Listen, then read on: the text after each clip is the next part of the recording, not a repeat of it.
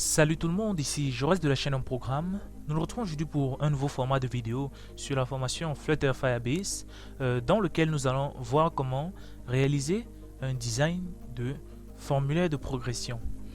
Alors, c'est quoi un design de formulaire de progression? Le design de formulaire de progression va non seulement nous permettre de rendre notre application belle, mais aussi de la rendre spacieuse.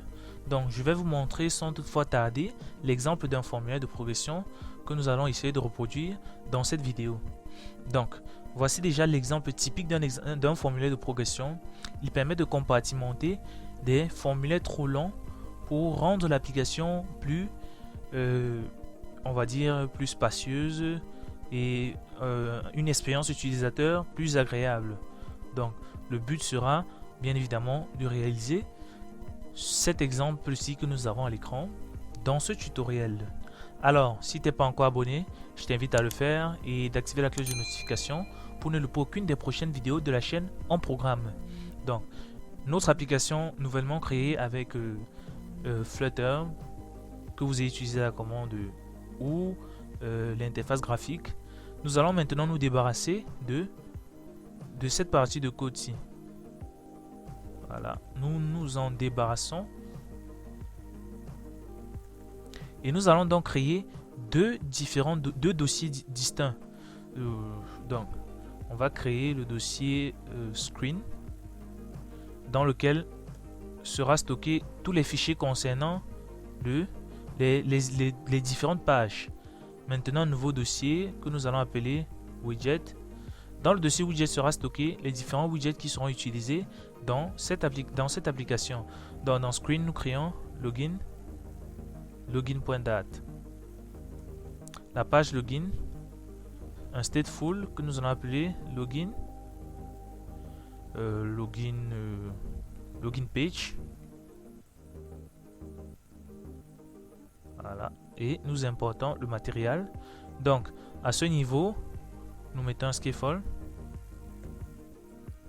Maintenant dans notre main, nous venons à la place de homepage qui était là précédemment. On appelle notre login page et nous désactivons la barre. Donc debug show jacket à false, et là nous appelons notre appli progress form. Maintenant que cela est fait, dans le login, j'ai pensé à cette structure. Donc dans le scaffold, dans le body, pardon, on met un stack. Dans ce stack, nous allons mettre d'abord un container.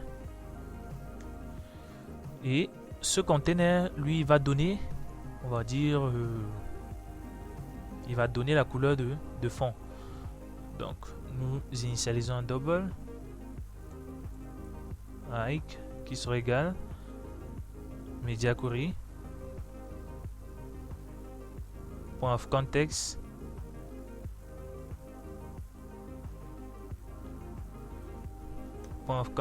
point size point height. Voilà, ensuite nous reproduisons cela. C'est la largeur maintenant qui sera, voilà. Ensuite nous venons affecter cela à notre conteneur. Donc nous affectons la largeur de l'écran. En hauteur, nous affectons la hauteur de l'écran. Maintenant dans le decoration, box decoration, nous allons mettre un gradient, linear gradient. Dans linear gradient, nous mettons la couleur. Donc on a d'abord, donc la couleur c'est une liste de couleurs, colors.green, et en tant que la deuxième couleur, colors.white. Voilà. Maintenant nous allons donner une direction à notre couleur. Begin, donc je suis au mauvais endroit là. Begin alignment point top center and alignment point bottom left. Donc on va aller sur bottom center. Voilà, donc on équilibre la chose. Maintenant le deuxième élément, c'est draggable scrollable sheet. Voilà. Donc le builder, si nous observons le builder, il prend en paramètre un contexte et un scroll controller. Donc, pardon, c'est une fonction qui prend un contexte et un contrôleur de type scroll controller. Donc là on va faire un return de container child, on passe single child scroll view, hein.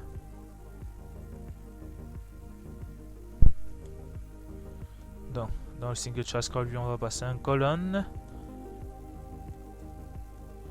Donc maintenant pour le contrôleur d'ici, on passe le contrôleur que le draggable nous fournit. Maintenant en ce qui concerne le positionnement, donc max, on peut se dire que on sort du build, voilà. Donc pour le max on part à 0.9, le min 0.5 hein, et le initial 0.6. Donc nous avons toutes nos mesures. Nous mettons la virgule là et nous venons dans notre container decoration box decoration colors white. Ensuite border radius point circular, on va sur 30. Voilà, donc le max à 9 et le min à 0.5. donc pour un souci de rendre les vidéos plus agréables à visionner, nous allons donc nous arrêter pour ce moment ici et nous allons enchaîner dans le prochain épisode avec la construction de notre objet ProgressForm. Alors, si vous n'êtes pas encore abonné, je vous invite à le faire et d'activer la cloche de notification pour ne louper aucune des prochaines vidéos de la chaîne En Programme. Si vous avez des préoccupations, posez-les bien évidemment en commentaire. Je me ferai un plaisir de vous répondre. À la prochaine pour une nouvelle vidéo.